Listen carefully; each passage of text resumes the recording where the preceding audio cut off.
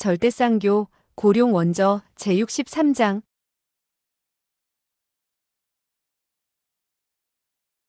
63. 숙질상면.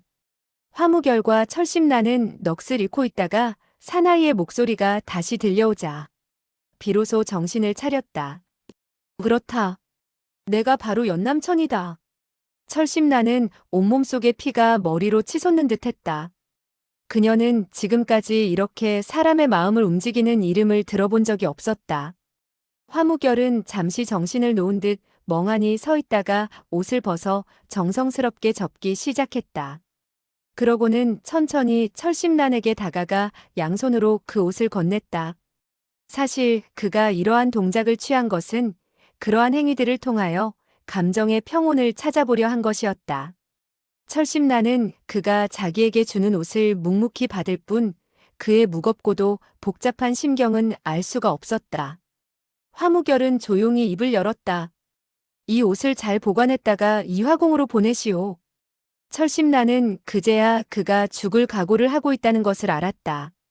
그녀는 조심스럽게 옷을 받은 뒤 눈물을 글썽이며 떨리는 목소리로 말했다.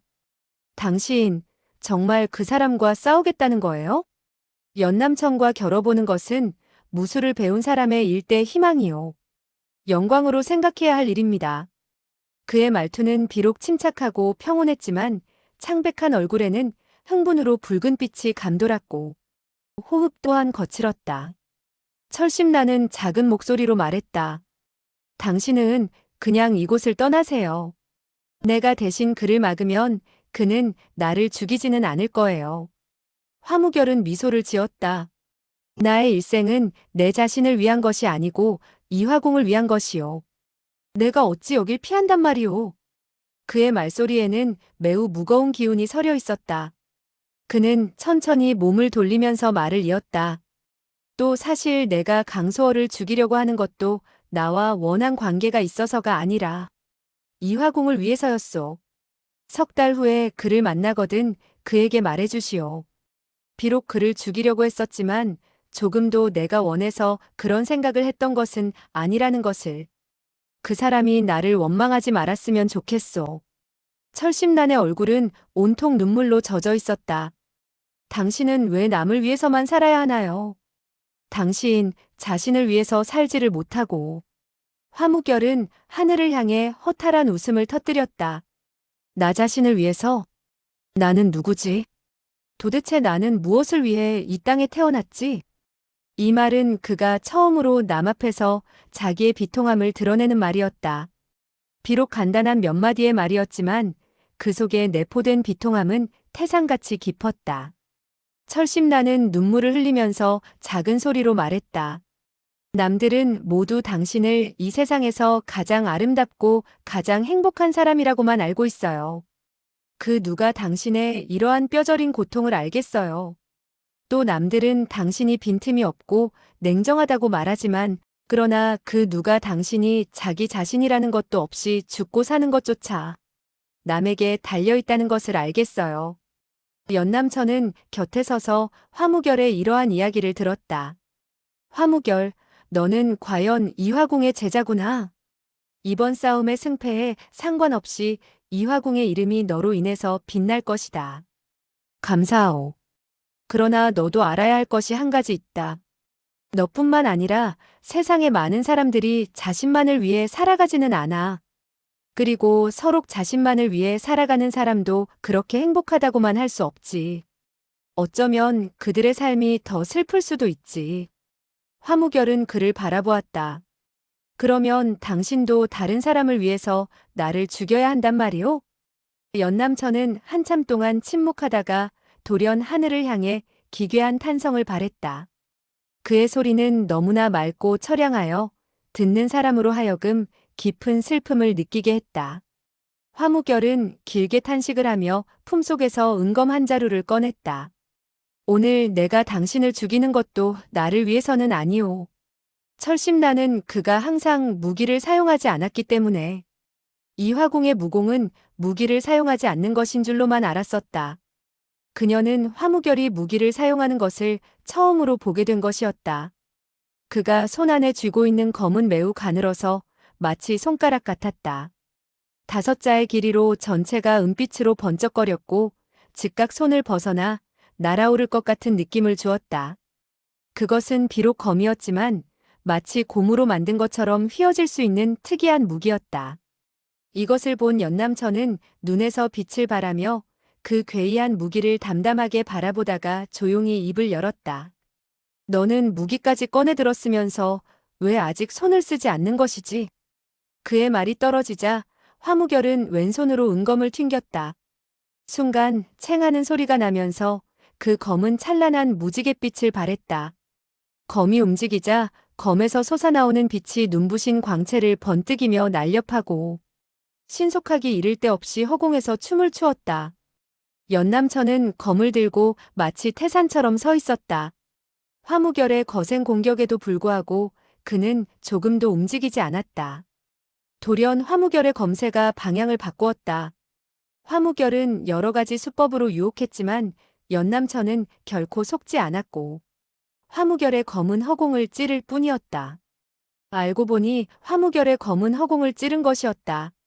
철심나는 검의 변화를 똑똑히 볼 수가 없었고 다만 슉슉하며 검이 허공을 가르는 소리만을 들을 수 있었다. 화무결은 7번의 공격을 했으나 연남천은 조금도 움직이지 않았다. 그 초식은 이화궁 검법 중에서도 가장 교묘한 것이었다. 그러나 화무결은 계속 7번의 허검을 찌른 것이다.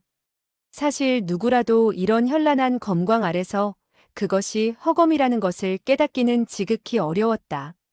그래서 당연히 상대방은 피하려 애를 쓰게 되지만 어떤 방향으로 움직이든 모두 검초의 계산 속에 있게 되는 것이었다. 7개의 허검은 불가사의한 위력을 발휘하면서 상대방이 물러설 길을 완전히 봉쇄할 수 있었다. 이것이 바로 이화궁의 비기였고 천하의 어느 검파와도 다른 점이었다. 그러나 연남천은 검광에 현혹되지 않았으며 이 7검의 초식은 연남천 앞에서 완전히 그 효력을 잃고 말았다. 화무결이 7번의 초식을 끝내자 이번에는 연남천의 검이 빛을 내면서 화무결의 가슴을 향해 찔러 들어갔다. 이 검은 아무런 변화 없이 팽팽히 찔러 들어갔으며 매우 빠르고 맹렬한 위력을 품고 있었다.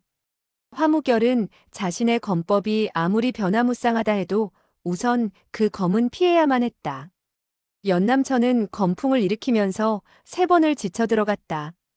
그의 검은 결코 허식이 아니었다. 매우 단순한 검초였지만 연남천의 손에 들린 검은 실로 신기한 위력을 발했다. 화무결은 가까스로 검을 피한 뒤 다시 공격을 개시했다. 그의 검은 온통 은빛을 발했고 연남천은 빛에 휩싸여 버렸다. 화무결은 연남천을 둘러싸며 돌았지만 연남천은 조금도 움직이지 않았다. 화무결의 검광은 물이 흐르는 것 같았지만 연남천은 마치 흐르는 물속의 바위와 같았다. 화무결의 이러한 검법은 연남천의 검법을 충분히 무력화할 수 있는 것이었다. 그러나 연남천은 공력이 깊고 경험이 풍부했기 때문에 화무결이 감히 따르지를 못했다. 화무결은 비록 몸을 재빠르게 움직이며 초식을 펼쳐내고 있었지만 사실 그 위기를 벗어날 수가 없었다. 검풍에 꽃잎들이 날리며 화림 안에서는 그야말로 다시 보기 힘든 용호의 혈투가 벌어지고 있었다. 소호와는 한잠 푹 자고 싶은 생각에 여관에 들어갔다. 그러나 많은 복잡한 생각들이 머리를 오갔고 아무리 노력해도 잠을 이룰 수가 없었다. 그는 할 수 없이 다시 옷을 주워 입고 여관의 대청으로 나와 차를 마시고 있었다. 이 여관은 본래 진검과 남궁류가 묵었던 곳이었다. 여관 전체를 차지하고 있던 그들이 떠나버리자 여관은 텅 비어버려 소호와를 제외하곤 단 하나의 방에만 사람이 들어있었다. 그 방은 분명 인기척이 있었으나 문과 창들이 모두 꼭꼭 닫혀 있었다.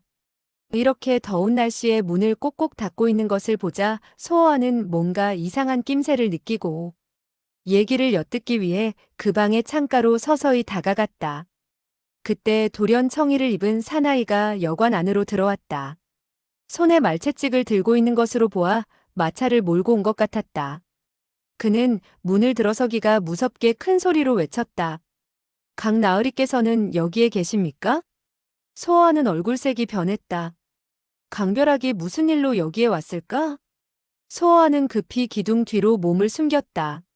문이 열리며 강별학이 얼굴을 내밀었다. 누구냐? 소희는 단귀입니다. 방금 화 공자를 성 밖까지 모신. 왜 내가 여기를 찾아왔지? 화 공자는 어디 있느냐? 화 공자는 성 밖에서 웬 기인과 마주쳤습니다. 소희는 급히 돌아와 보고를 하려고 했으나 이제야 겨우 나으리께서 여기에 계시다는 것을 듣고 찾아온 것입니다. 강별학은 그저 미소를 지었다. 화 공자는 무슨 일을 당해도 혼자서 처리할 수 있다. 그토록 애태울 필요가 있겠느냐? 그러나 화 공자는 매우 위급한 상황에 처한 듯 보였습니다.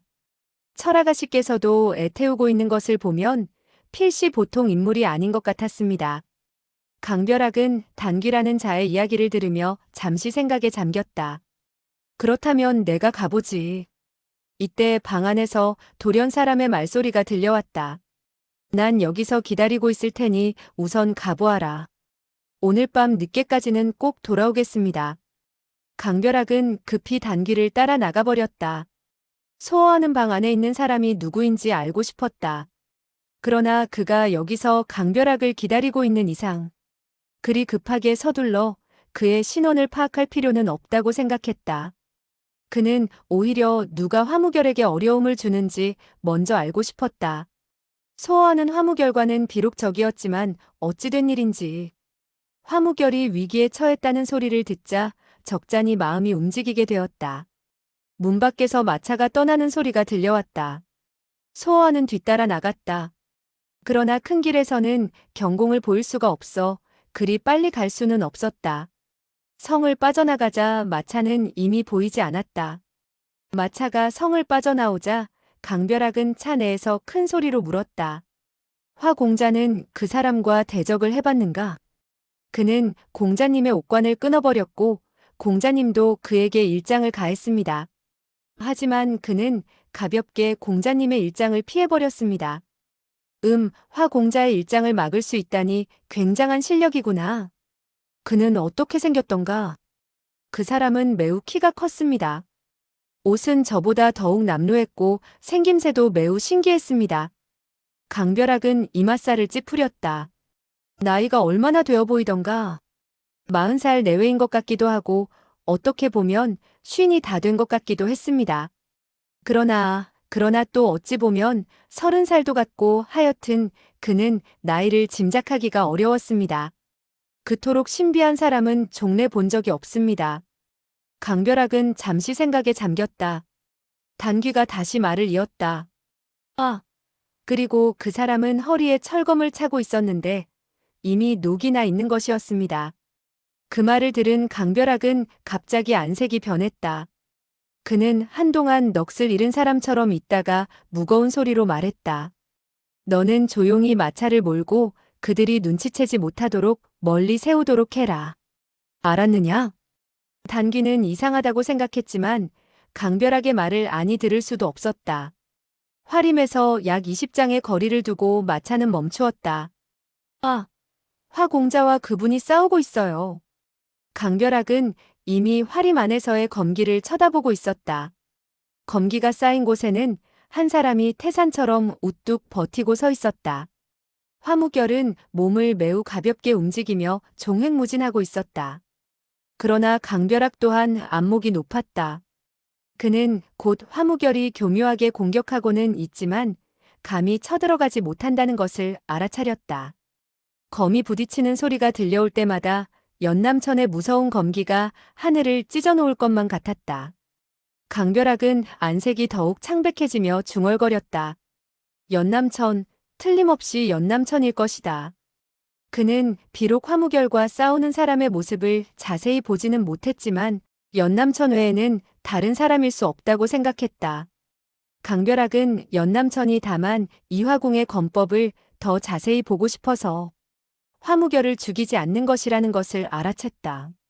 단귀는 그 검기를 보며 화무결이 걱정되는지 진땀을 흘렸다. 강나을이 화공자를 돕지 않을 겁니까? 당연히 가야지. 단귀는 반가운 듯 기쁜 얼굴을 보이면서 말했다. 강나을이는 화공자의 친구이시니 꼭 화공자를 도울 줄 알았습니다. 이때 강벼락이 마차 문의 손잡이를 흔들며 말했다. 그런데 왜 마차 문이 열리지를 않지? 고장인가?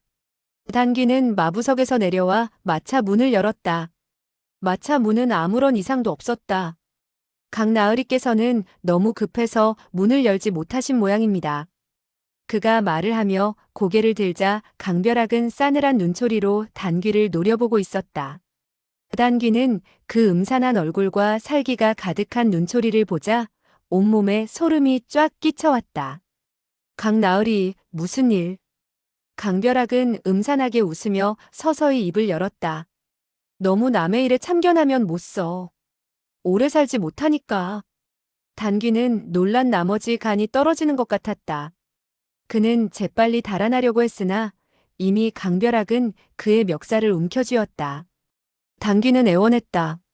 강나으리, 소인은 당신 위해 위험을 무릅쓰고 나는 내가 고생하는 것을 알아. 그래서 너를 좋은 곳으로 보내자는 거다. 소인은 그러나 검은 이미 깊숙이 그를 찔러 들어갔다. 강벼락은 천천히 단검을 뽑아 피가 자기 몸에 튀지 않게 했다. 그가 사용한 검은 바로 정소의 보검이었다. 강벼락은 길게 숨을 내쉬면서 중얼거렸다. 지금은 어느 누구도 내가 여기에 온 것을 모른다. 그러니 내가 화무결을 구하지 않아도 아무도 모를 것이다. 내 협객이라는 이름이 이 자식 때문에 손상을 당해선 안 되지. 내가 없어짐으로써 나 강남대협이 이름을 보전하는 것을 원망하지는 말아라. 그는 조용히 마차에서 뛰어내려 발길을 돌렸다. 그는 사람들 눈에 띄지 않기 위해 산을 빙 돌아 성내로 향했다. 화림에서는 계속 악정고투가 벌어지고 있었다. 강벼락은 날렵하게 신법을 써서 달리며 중얼거렸다. 화무결, 너를 구해주고 싶지 않은 것은 결코 아니야. 그러나 나로서는 연남천을 감당할 수가 없구나. 해마다 이때가 돌아오면 내가 잊지 않고 너를 위해 향을 피워놓겠다. 안심하고 눈을 감아라. 소호하는 성을 벗어나자 마차 바퀴 자국을 쫓아 한참을 달렸다. 얼마 후 그는 멀리서 마차와 화림 속에서 뻗쳐나오는 검기를 볼 수 있었다. 그는 빨리 화림 속의 악투를 보고 싶었다. 화무결이 누구와 대적하고 있는지도 궁금했을 뿐만 아니라 화무결의 검법을 자세히 봐두어야 금후의 그를 상대할 준비를 할 수도 있기 때문이었다. 그러나 그는 돌연 굳게 닫힌 마차 문에서 흘러나오는 피를 발견하였다. 혹 강벼락이 죽었다는 말인가? 소호하는 발소리를 죽이고 살금살금 마차로 다가갔다. 그러고는 신속하게 마차 문을 열어젖혔다. 그런데 마차 안에는 눈을 부릅뜨고 통 안에 찬 얼굴로 단귀가 죽어 있었다. 시체를 자세히 살펴본 소호하는 곧바로 마차에서 나와 화림으로 발걸음을 향했다. 소호하는 제일 먼저 철심란이 눈에 들어왔다. 화무결이 걱정되는지 안절부절 못하는 모습으로 서 있었다. 그는 가슴이 아팠다. 이때 돌연 긴 기합 소리가 울려 퍼지며 하나의 검광이 하늘을 향해 치솟아 올랐다. 화무결은 손에 쥐었던 칼을 놓치며 뒤로 물러섰다. 곧이어 그는 정신이 아득해지는 것을 느끼며 쓰러지고 말았다. 화무결은 비단 소호와를 죽이려 했을 뿐만 아니라 소호와의 연적이기도 했다. 그러나 화무결이 쓰러지는 것을 본 순간 무엇 때문인지 소호와는 가슴이 뜨끔거리며 피가 끓었고 그와 화무결 간의 원한도 잊어버렸다. 그는 급히 몸을 날렸다. 연남천은 길게 소리를 지르면서 다시 검을 들어 올렸고 철심란은 하얗게 질려 비명조차 내지 못하고 있었다. 연남천이 검을 막 내려치려는 순간 소호와는 번개같이 달려가 화무결의 앞을 가로막으며 큰 소리로 소리쳤다. 그를 다치게 해서는 안 돼오.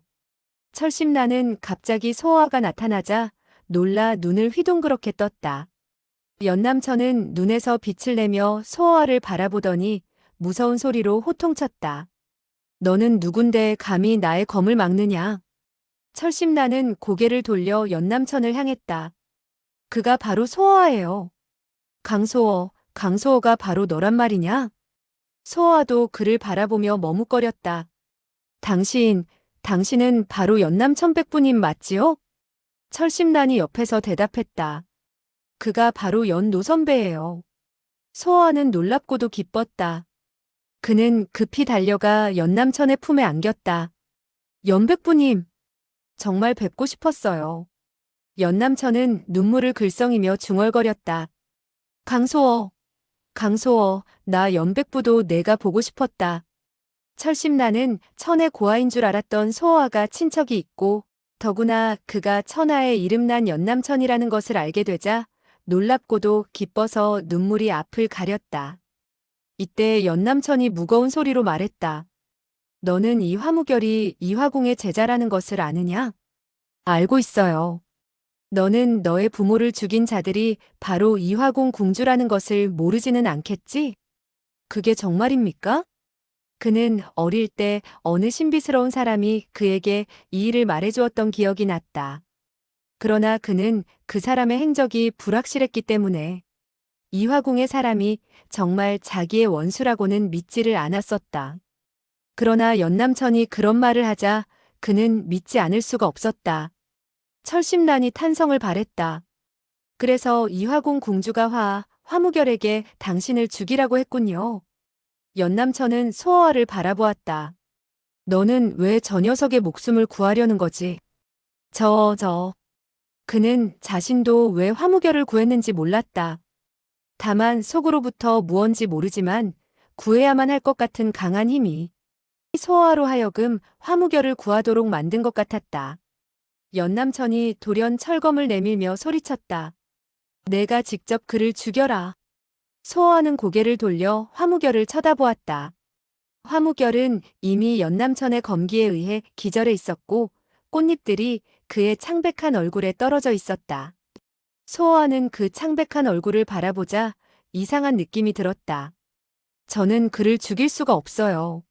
소호아의 말을 들은 연남천은 대노했다. 왜 그를 죽일 수가 없다는 거지? 그가 너의 원수라는 것을 알면서도. 더군다나 그는 꼭 너를 죽이고 싶어 하는데. 그는 역시 탄식 소리만 낼 뿐 말을 하지 못하고 머뭇거렸다. 그러더니 무슨 생각이 불쑥 머리에 떠올라서 소리쳤다. 저는 이미 그와 약속이 되어 있습니다. 석 달 후에 생사를 판가름하기로 했지요.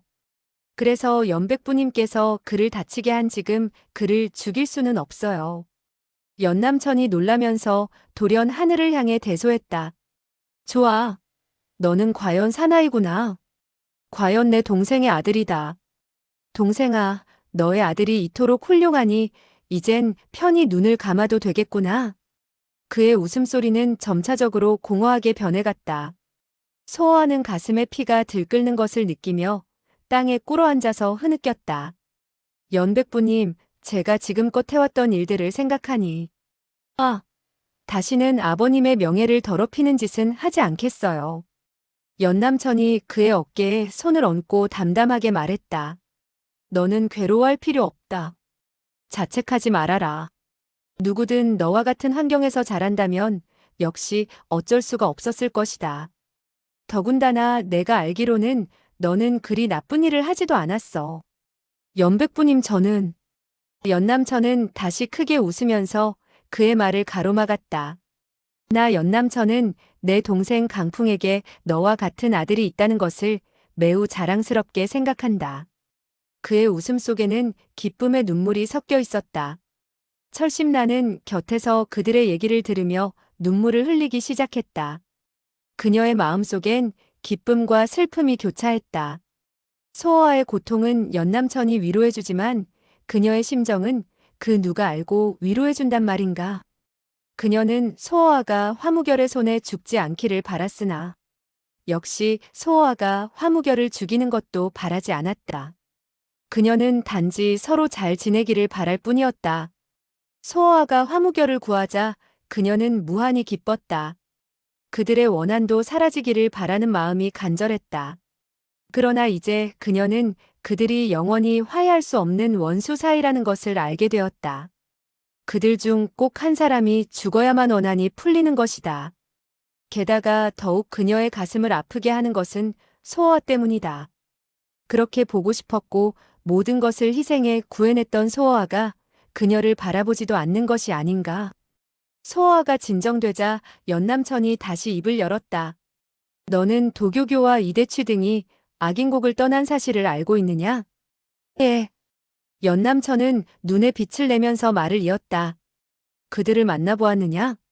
소아는 고개를 끄덕였다. 연백부님, 그들을 용서해 주십시오. 연남천은 화가 치밀었다. 내가 어찌 그들을 용서할 수 있겠느냐? 그들이 비록 백부님을 해치려고는 했었지만 어쨌든 간의 뜻을 이루지는 못했습니다. 더군다나 그들이 나를 키웠고 이제는 옛날처럼 그렇게 극악스럽지는 않습니다. 연남천은 한동안 침묵을 지키다가 크게 웃어젖혔다. 너는 보기엔 강경해도 마음이 굉장히 약하구나. 소아도 따라서 웃었다. 연백부님도 그렇지 않으세요? 연남천은 한참 생각에 잠겨 있다가 입을 열었다. 좋아. 그들이 다시 나쁜 짓을 하지 않는다면 용서해주겠다. 소아는 뛸 듯이 기뻤다. 그들이 이 얘기를 들으면 정말 기뻐할 겁니다. 다시는 사람을 해치지 않을 거예요. 연남천은 철심란에게 눈을 돌렸다. 그는 미소를 띠면서 부드러운 음성으로 소아에게 말했다. 그럼 이젠 저 아가씨와 이야기를 나누어라. 나만 너를 붙잡고 있을 수는 없구나. 소아는 돌연 안색이 변하여 차갑게 내뱉었다. 저는 모르는 아가씨입니다. 뭐? 모르는 아가씨라고? 예. 본 적도 없는 사람입니다. 소아가 하는 얘기를 들은 철심란은 너무 어이가 없었고 슬펐다. 그렇게 모든 것을 희생해 구해주었건만, 그렇게 애타며 보고 싶어 했건만. 정작 소아의 입에서는 자기를 모른다는 차가운 한마디뿐이었으니 그녀는 흐르는 눈물을 주체할 길이 없어 두 손으로 얼굴을 감싸쥐고 달려가 버렸다. 소아는 입술을 깨물며 서 있었다. 연남천은 철심란이 달려가는 것을 보고 있다가 소아에게 고개를 돌렸다. 이거 도대체 어떻게 된 일이냐? 소아는 싸늘한 목소리로 말했다. 저 아가씨는 머리가 좀 이상하게 된 모양이에요. 연남천은 쓴웃음을 지으며 중얼거렸다. 너희 젊은이들의 일은 정말 모르겠구나. 소아는 넋을 잃은 사람처럼 한참 동안 말을 하지 않았다. 연남천은 자세히 그를 바라보다가 얼굴에 웃음을 띠며 물었다. 혼자 다니겠는가 아니면 나를 따라다니겠는가? 소아는 그때서야 정신을 차리고 활짝 웃었다. 연백부님을 따르는 것이 좋겠지만 그렇게 되면 나에겐 할 일이 없어져 재미가 없을 거예요. 하하, 너는 과연 기백이 있구나.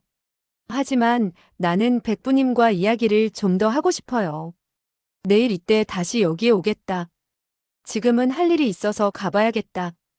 그는 미소를 띠면서 소아의 어깨를 툭 쳤다. 그러고는 몸을 돌려 사라져버렸다.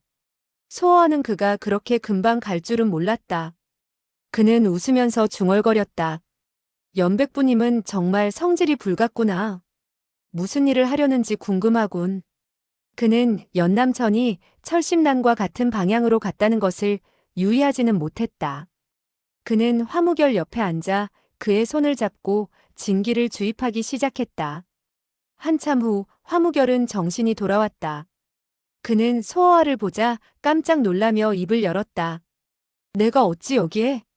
소아는 미소를 지으며 그를 바라볼 뿐 말을 하지 않았다. 화무결은 잠시 생각에 잠기더니 다시 그에게 물었다. 당신이 나를 구했소? 소아는 여전히 아무런 대꾸도 하지 않았다.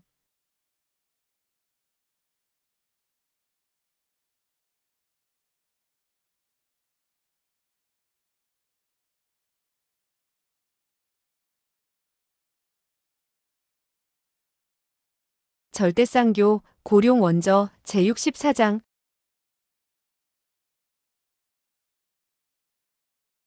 64. 강별하게 봉변. 화무결은 그를 한동안 바라보다가 천천히 몸을 일으키며 재빨리 고개를 돌렸다. 소어에게 자기 얼굴의 변화를 보여주고 싶지 않았던 것이다. 그는 한참 후에야 담담히 입을 열었다. 철아가씨는? 철아가씨가 누구요?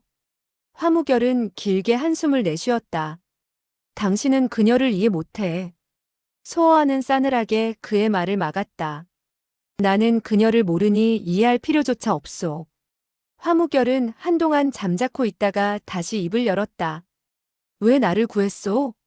당신도 나를 구한 적이 있기 때문이요.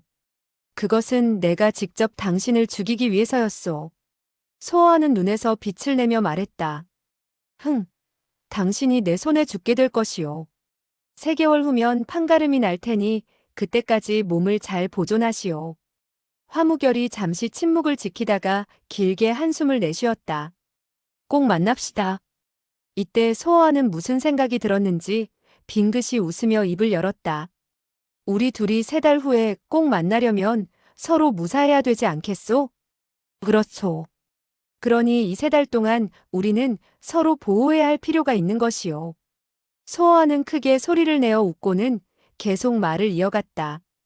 그러니 우리 3달 동안만은 서로 친구가 되는 것이 어떻소? 화무결은 그를 주시하면서 오랫동안 아무 말도 하지 않았다. 다만 입가에 웃음을 띄어 자기의 뜻을 나타냈다. 두 사람은 동시에 활임을 걸어 나왔다. 검기에 날려 떨어진 꽃잎이 어지러이 바람에 날리고 있었다. 화무결은 길게 한숨을 내쉬었다. 소어아의 탄식 소리도 동시에 들렸다. 두 사람은 서로 바라보다가 결국 웃고 말았다. 이 두 사람은 서로 어깨를 나란히 하고 걷게 되자 마음이 지극히 유쾌하고 편안했으며 서로가 통하는 점이 있다고 느끼게 되었다. 화무결은 잠시 생각에 잠겼다. 이 사람과 3달 동안 친구가 되는 것도 한평생의 크나큰 낙이지. 이때 소어아가 웃으면서 말했다. 당신과 3달 동안 친구가 될 수 있는 것도 한평생의 크나큰 낙이요. 화무결은 깜짝 놀랐다. 그리고는 파한대소하며 웃어버렸다. 그는 일생 동안 이렇게 통쾌하게 웃어본 적이 없었다. 활인 밖에는 여전히 강벼락이 타고 온 마차가 그 자리에 세워져 있었다.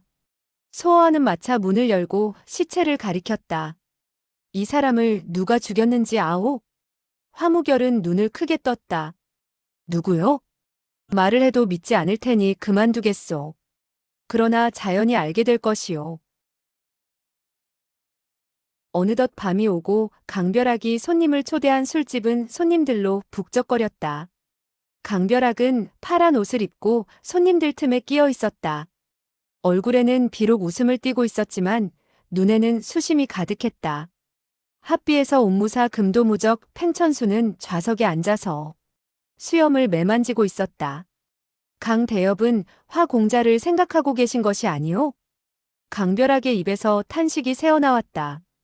아직까지 오지를 않으니 후배가 약간 걱정이 되는군요. 팽천수는 크게 웃었다.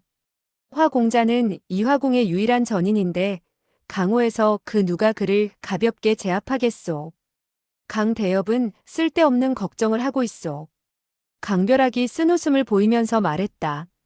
아까 단귀가 소식을 전했을 때 아무래도 따라 나섰어야 했던 모양이요. 그러나 손님을 만나고 있었던 데다 오늘 이 회연을 준비하느라. 그는 길게 한숨을 내쉬면서 계속 말을 이었다.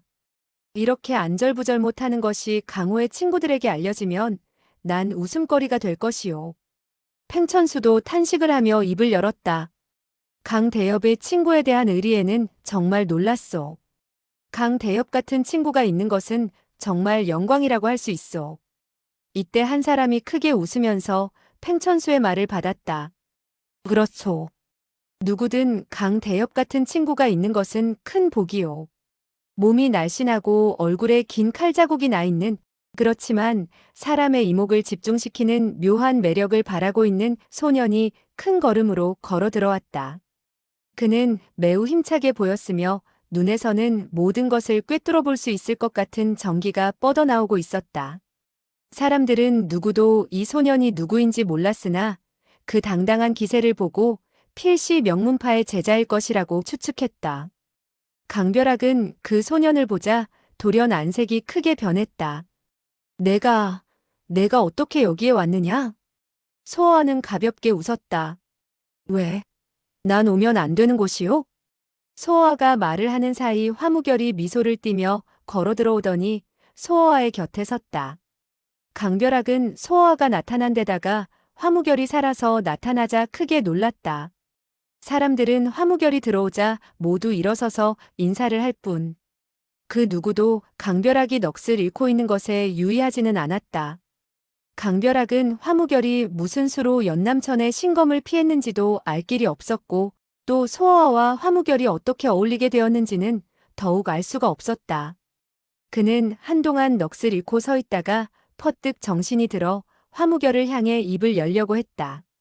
이때 소아가 강벼락을 향해 무언가 암시를 주는 미소를 지으며 사람들이 앉아있는 자리로 향하자 강벼락은 그만 입을 다물고 말았다. 장내에는 사람들이 서로 사양을 했기 때문에 수석의 자리가 몇 개 비어 있었다. 소아는 큰 걸음으로 걸어가 모르는 척하며 그 자리에 앉았다. 많은 사람이 놀라 그를 바라보았지만 그는 눈 한 번 깜짝하지 않았고 안색 하나 변하지 않았다. 그는 대뜸 술잔을 들더니 웃으면서 입을 열었다. 강대엽은 손님을 대접하는데 술도 없소? 강벼락이 두어 번 기침 소리를 낸 후 소리쳤다. 술을 올려라. 강대엽이 위명으로 보아선 나 같은 손님을 반길 것 같지가 않군. 그러나 난 내가 오고 싶어서 온 것이 아니오. 화무결이 나를 청했기 때문이오. 강벼락은 안색이 변하는 것을 억지로 감추면서 입을 열었다. 화형의 손님은 바로 나의 손님이오. 그렇다면 화무결의 친구는 당신의 친구가 되겠군. 강벼락은 머뭇거리다가 시인하고 말았다. 그렇소. 그 말을 들은 소아는 안색이 무거워지면서 싸늘하게 내뱉었다. 그러나 화무결의 친구가 반드시 나의 친구는 아니오. 사실 그가 수석에 앉을 때부터 사람들은 그를 못마땅하게 생각했지만 그 누구도 그와 강벼락의 관계를 몰랐고 또 대놓고 물어보기도 곤란해서 그저 가만히 있었던 것이다. 그러나 사람들은 강벼락과 소아의 대화를 듣게 되자 비로소 그들이 아무 관계가 없음을 알았다. 금도무적 팽천수는 불쾌함을 참지 못하고 결국 입을 열었다. 여보시오. 친구의 말은 이해하기가 어렵군. 소아는 눈동자를 굴리며 그를 힐끔 쳐다보았다. 내 말뜻을 모르겠다는 말이오? 그렇죠. 내 말은 내가 만약 화무결의 친구를 내 친구로 삼는다면 앞으로의 내 일생이 곰팡이 냄새가 물씬 풍기게 될 것이라는 거요. 화무결은 사람이 좋지만 그가 사귀는 친구는 흐흐흐. 팽천수가 다그쳐 물었다. 그 친구가 어떻다는 말이오? 자기 친구가 죽게 된 것을 보고도 도망이나 가는 그런 비겁하고 졸렬한 인물이지. 팽천수는 크게 분노를 터뜨리고 말았다. 너는 지금 누구를 말하는 것이냐? 화무결의 친구라는 바로 그 사람을 가리키고 있어. 팽천수는 대노했다. 강대엽은 화공자의 좋은 친구인데 너는 그를. 하하. 난 당신을 말한 것이 아닌데 당신이 왜 그리 흥분하시오? 하긴 당신은 화무결의 친구가 될 자격도 없지. 강벼락을 위하여 아양이나 떠는 계집 노릇밖에 못하는 위인이니까. 팽천수는 화가 머리끝까지 치민 듯 탁자를 쾅 소리가 나게 두드리며 거칠게 소리쳤다. 너는 내가 누구인지 아느냐? 글쎄, 모르겠소. 그는 장난기 섞인 목소리로 말했다. 팽천수는 분함을 참지 못하면서도 기가 차서 할 말을 잊어버렸다. 옆에 있던 사람이 얼굴을 붉히며 말참견을 했다. 너는 금도무적이란 영웅도 모르면서 강호에서 밥을 먹고 돌아다니느냐? 알고 보니 팽노영웅이시군요. 팽천수는 소어아가 자기의 이름을 듣고는 자세를 고쳐먹을 것이라 생각하고 비로소 흥분을 가라앉히려 했다. 그러나 소어아는 싸늘한 목소리로 다시 입을 열었다. 그러나 팽노영웅은 그 금도무적이란 이름을 갈아야겠소. 팽천수가 응수했다. 그건 또 무슨 말이지? 팽노영웅은 이름을 마비무적이라 고쳐야겠소. 순간 장내는 잠잠해졌고 무거운 긴장이 감돌았다. 그러나 강벼락은 말릴 생각도 하지 않고 마치 듣지도 못한 척 가만히 외면을 하고 있었다. 그는 소어에게 원수가 많아지기를 바라고 있었던 것이다. 돌연 팽천수는 분기탱천한 대갈일성을 지르며 소어를 향하여 달려들었다. 그것은 소어가 바라던 바였다. 그는 싸움을 하기 위해 그 자리에 온 것이다. 그는 팽천수가 달려들자 젓가락을 들어 가볍게 상대했다. 순간 팽천수는 갑자기 몸이 무감각하게 되어 힘을 잃고 쓰러지고 말았다. 우당탕 하는 소리가 나면서 그는 여느 음식상 위로 나동그라진 것이다. 소어는 만면에 웃음을 띄었다. 강벼락, 과연 내 친구들은 되먹지 못하게 손님들 상에나 올라가는구나. 사람들은 팽천수가 봉변을 당하자 분노했다. 몇몇은 소리를 질렀고 가까운 곳에 있던 사람들은 소어를 향해 몸을 날렸다. 이때 화무결은 조용히 강벼락을 바라보고 있었다. 강벼락은 손님을 초대한 주인답지 않게 그 모든 상황에 무관한 듯한 태도를 취했다. 소어는 달려드는 사람들을 연달아 잡아 던져버렸고 순식간에 술집은 난장판이 되었다. 사람들은 몇 명의 고수들이 별 힘도 써보지 못하고 소어에게 당하는 것을 보자 그 누구도 함부로 덤벼들지를 못하고 있었다. 그때서야 강벼락은 이맛살을 찌푸리며 참견했다. 화형, 이 일을 어떻게 처리해야 하겠소? 화무결은 담담히 웃을 뿐이었다. 나도 모르오. 강벼락은 그가 이런 말을 할 줄은 짐작도 못했었다. 그런데 막상 화무결의 냉담한 태도를 보고 당황하고 있을 때 소어아가 신형을 날려 공격해 오면서 소리를 질렀다. 강벼락, 너는 화무결이 위급함을 알면서도 달아났고 마부가 그것을 폭로할까 봐서 죽이기까지 했다. 말소리가 채 끝나기도 전에 소어아는 이미 10여 장을 가했다. 강벼락은 가볍게 피할 뿐 반격을 하지는 않았다. 내가 무슨 말을 하는지 나는 도무지 알 수가 없군. 그래? 넌 이번에도 나에게 증거가 없을 줄로 아는 모양이지? 무슨 증거? 그 마부는 내 칼을 맞고도 죽지 않았다. 순간 강벼락은 안색이 크게 변했다. 소어하는 뒤로 몇 발짝 물러서며 손으로 문을 가리키면서 큰 소리로 외쳤다. 자, 봐라. 그가 여기에 왔다. 사람들은 모두 고개를 돌려 소어와의 손가락이 가리키는 곳을 쳐다보았다. 그러나 강벼락은 고개를 흔들며 급히 소리쳤을 뿐이었다. 그럴 리가 없다. 그는 강벼락은 돌연 말을 멈추더니 안색이 창백해졌다. 소어와는 크게 웃으며 외쳤다. 강벼락, 넌 나를 속일 수가 없어. 다 고개를 돌리는데 너만 그렇게 하지 않은 것은 그가 꼭 죽었다고 자신하기 때문이야. 소어아가 지금껏 소란을 피운 것은 강벼락을 당황하게 해서 그를 함정에 빠뜨리려는 계산에서였다. 강벼락은 사방을 바라보았다. 사람들은 과연 의심이 가득한 눈초리로 그를 바라보고 있었다. 그는 급히 화무결 앞으로 다가가 말했다. 화형, 그의 말을 믿으시오? 이 일은 그만둡시다. 화무결은 그저 가볍게 대답했다. 이때 소어아가 쓴웃음을 보이면서 끼어들었다. 그 일을 믿든 안 믿든 좋소. 하지만 그와 내가 싸운다면 당신은 누구를 돕겠소? 화무결 역시 쓴웃음을 보였다. 당신들 두 사람이 싸우고 싶다면 그 누구도 상관하지 못할 것이오. 소어아는 화무결의 말이 끝나자 급히 큰 소리로 소리쳤다. 좋아, 누구든 상관한다면 당신이 처리하시오. 소어아는 강벼락을 향해 다시 일장을 가했다.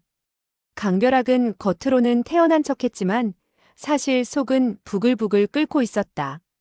게다가 소어아의 몇 장 공격이 의외로 별 위력을 가지지 못한 것을 보자 거세게 반격을 하며 소리쳤다. 내가 손을 쓰겠다면 나도 어쩔 수가 없다.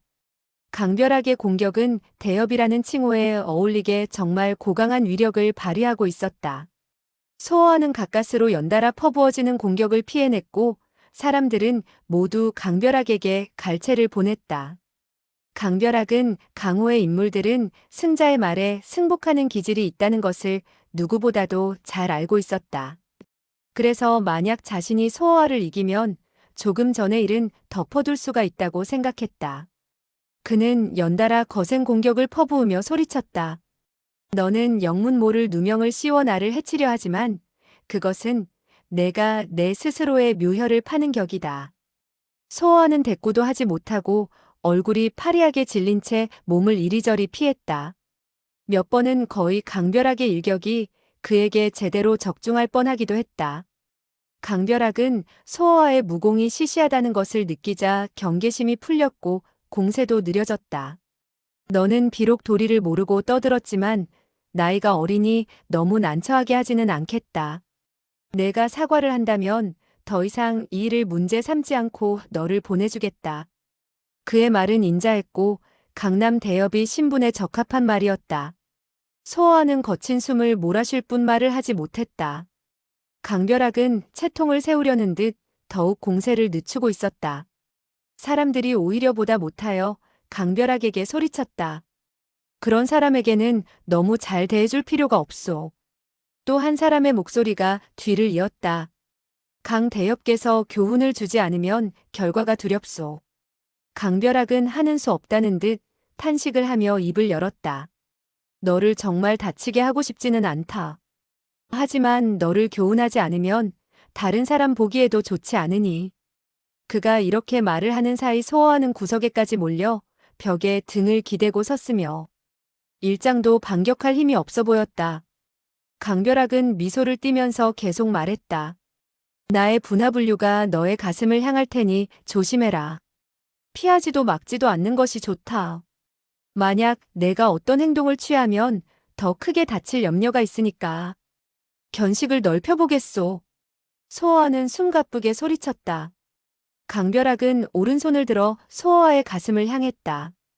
그 공격은 무슨 특별한 오묘함은 없었지만 변화의 속도는 무척이나 빠르고 놀라웠다.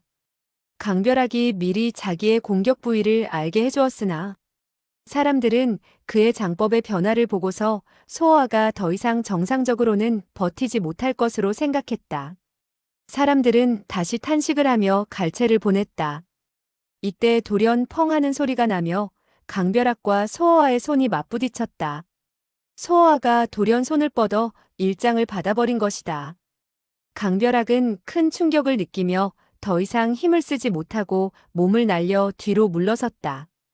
정확히 말해서 반격해오는 힘에 의해 몸이 날아가 버린 것이다. 강별학의 몸은 구경하던 사람들 위로 떨어졌고 몇몇 사람이 그와 부딪혀 쓰러지고 말았다.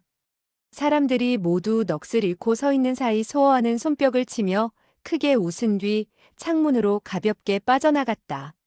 소어와는 비록 통쾌하게 강별학을 이기지는 못했지만 망신을 톡톡히 주었기 때문에 속이 후련했다.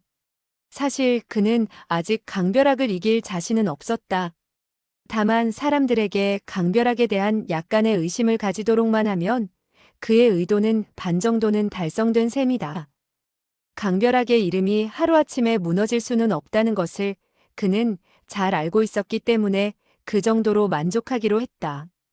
그는 다시 여관으로 돌아와 잠을 늘어지게 잔 후 밤이 으슥해지자 대청으로 나왔다. 그 신비스러운 사람이 있던 방은 여전히 굳게 닫혀 있었다. 방 안에는 불이 켜져 있었지만 인기척은 느낄 수가 없었다. 소어와는 사방을 살펴본 후 지붕 위로 올라갔다. 지붕 위에서 사태를 지켜볼 작정이었다. 오랜 시간이 지나자 뜰에서 은밀하게 들려오던 기생의 노랫소리도 스러지고 주위는 완전한 정적 속으로 잠겨들었다. 종업원이 오른손에는 등불을 들고 왼손에는 주전자를 쥔 채 불빛이 새어나오는 방으로 다가가 가볍게 문을 두드리며 말했다. 손님, 뭐 필요하신 것은 없습니까? 아무런 반응이 없자 종업원은 다시 몸을 돌리며 혼잣말을 했다. 이 나으리는 밥도 먹지 않고 물도 마시지 않고 사나보지. 방에 꾹 처박혀 대체 무얼 하는 건지. 소어와는 궁금했다. 어떤 사람이기에 이 사람의 행적은 이토록 신비스러울까? 그와 강별학은 무엇을 상의했을까? 이때 돌연 바람소리가 일더니 사람이 연기처럼 달려왔다. 그 경공에 뛰어남은 소어아가 평생 처음 보는 것이었다. 그는 몸이 보이지 않을 정도로 빨랐다. 소어아는 놀라는 중에도 그를 자세히 보려고 눈에 초점을 모았으나 그는 이미 방 안으로 빨려 들어가고 말았다. 방 안에서는 다시 아무런 소리도 나지 않았다. 소어아는 이맛살을 잔뜩 찌푸렸다. 저 사람의 경공은 나뿐만 아니라 화무결도 훨씬 능가하는 것이다. 무림 중에 이런 인물이 있단 말인가. 이런 인물이 강별학과 내통하고 있으니 기필코 무서운 사건이 벌어질 것이다. 소어아가 이런저런 생각을 하고 있을 때 또 한 사람이 여관 안으로 들어왔다. 그는 검은 옷을 입고 머리에는 모자를 쓰고 있어 얼굴이 보이지 않았다. 조용히 방 앞에까지 온 그는 가볍게 기침 소리를 내면서 문을 두드렸다. 방 안에서 날카로운 목소리가 새어나왔다. 누구냐? 흑이인은 작은 소리로 대답했다. 후배입니다. 이 목소리를 듣고서야 소어아는 비로소 강별학이 온 줄을 알았다. 문이 약간 열리자 강별학은 방 안으로 들어갔다.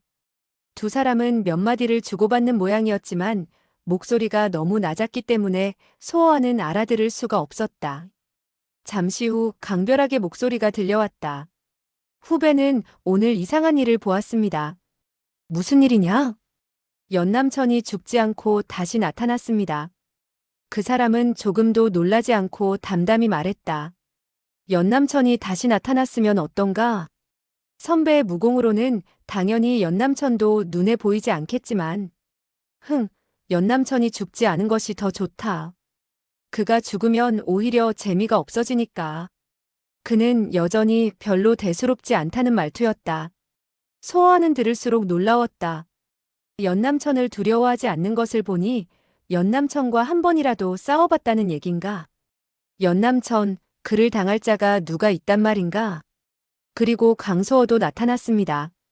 그 사람은 강소어라는 말을 듣자 연남천보다 더욱 흥미가 있다는 듯 물었다.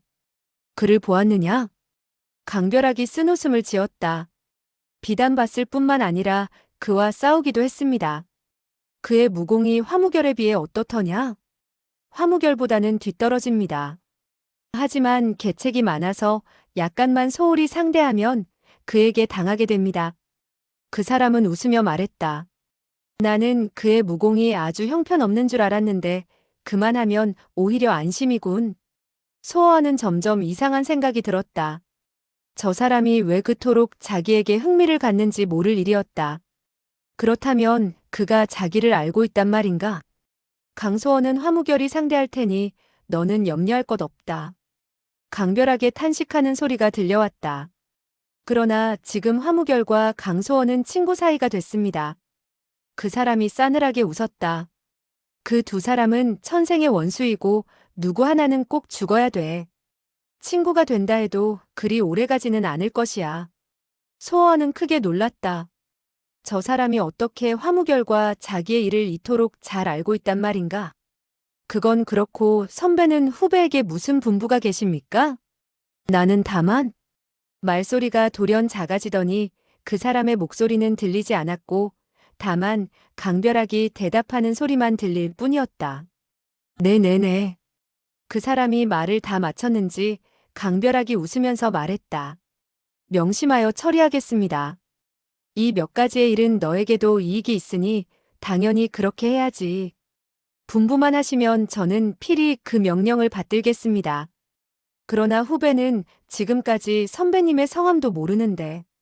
그 사람은 싸늘하게 웃었다.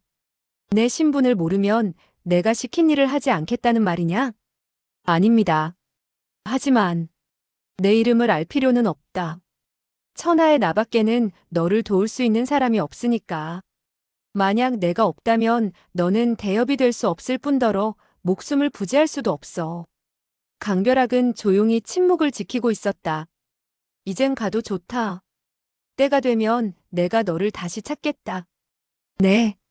만약 내가 시킨 일에 무슨 실수가 있으면 연남천과 강소어가 손을 쓰기 전에 내가 너를 죽이겠다. 알았나? 네, 잘 알겠습니다.